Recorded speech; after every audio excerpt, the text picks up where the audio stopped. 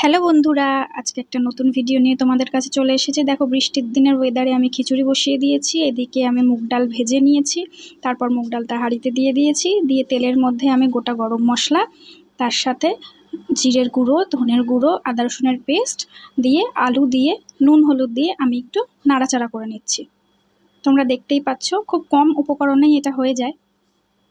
ঘরে সামান্য আলু দিয়েও এটা কিন্তু করা যায়, অন্য সবজির দরকার পড়ে না।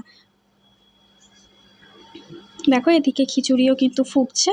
এরপর আমি ওগুলো হাঁড়ির মধ্যে ঢেলে দিয়ে, মশলাগুলো আলুটা হাঁড়ির মধ্যে ঢেলে দিয়ে, এইখানে কড়াইতে তেল দিয়ে দুটো ডিম ফেটিয়ে নিয়েছি ভালো করে। দিয়ে আমি কিন্তু ভেজে নিয়ে ওটাও হাঁড়ির মধ্যে দিয়ে দিয়েছি। এবার সেদ্ধ করা সোয়াবিন একটু আমি তেলের মধ্যে হালকা তেলে সাঁতলে নিয়ে ওটাও হাঁড়ির মধ্যে আমি দিয়ে দিয়েছি। এরপর হাঁড়ির মধ্যে দিয়ে দিলাম ওপর থেকে ভেজানো কিশমিশ, তার সাথে দিয়ে দিলাম একটুখানি ঘি, আর দিয়ে দিলাম গরম মশলা।